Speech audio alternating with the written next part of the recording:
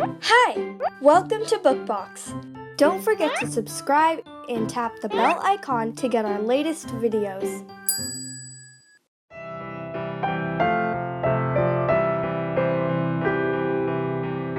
La Eta Pianisto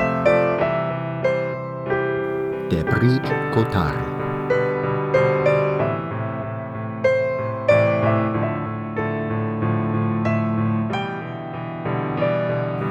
Iam estis knabeto, kiu nomiĝis Azul.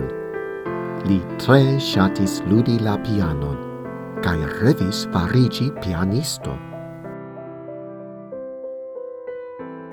Ĉiun dimanĉon li iris al piankurso, kaj ĉiun vesperon li ekzercis hejme antaŭ ol enlitiĝi. Azul bone progresis, ĉar li estis tiom diligenta. Foje okazis ke li forgesis purigi siajn dentojn, sed neniam li forgesis ekzerci la pianludadon. Iun tagon Vicky, lia pianinstruistino, diris al li: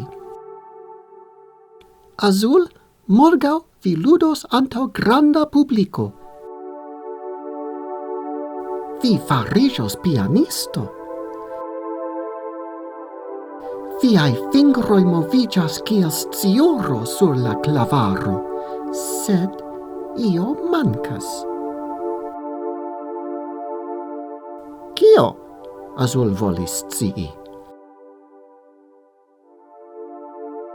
Li vere desiris fariĝi ne nur bona pianludanto, sed vera pianisto. Vicky ridetis. Ŝi flustris en la orelon de Azul instruistinan sekreton.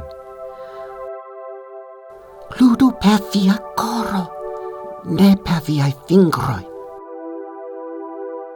Kiel ĉiam, Vicky elprenis sian skatolon da memgluaĵoj. Azul montris sian manon, kaj Vicky metis sur ĝin belegan memgluaĵon de papilio. Jen, pensu pri tiu papilio, kiam vi volas ludi per via koro, ŝi diris.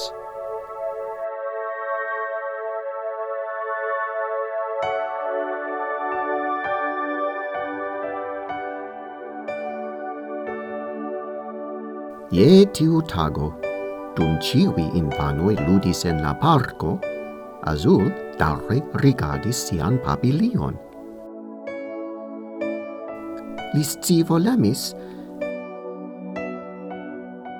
Mi kapablas ludi per miaj fingroj, ĉar mi povas movi ilin. Mi povas tuŝi la klavojn de la piano, kiel mi povas ludi per mia koro. Mia koro ne videblas.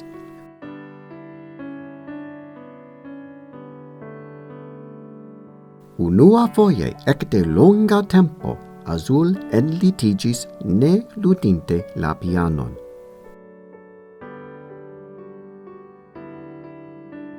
La vesperon antaŭ la koncerto li ne ekzercis, ĉar li ne sciis kiel ludi per sia koro.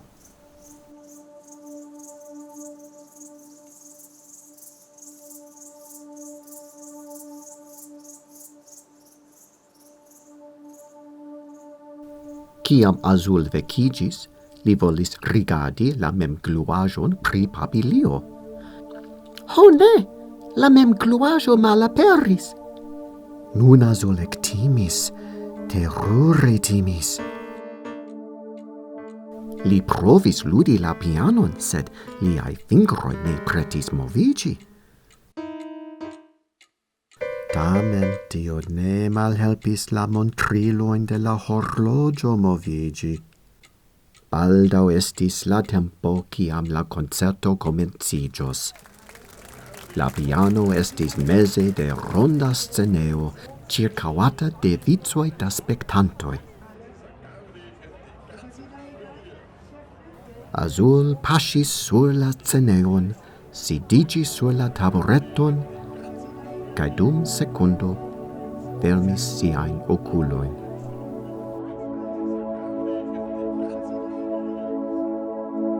Memorante la vortoin de Vicky, li pensis pri Papilio.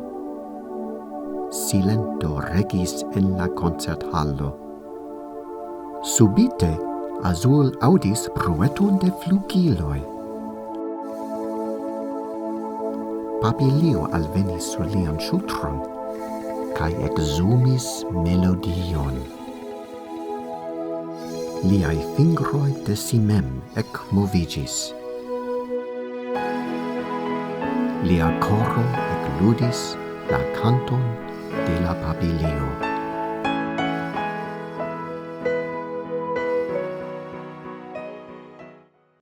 Hey there! Don't forget to like and share this video. Also, please leave your comments below.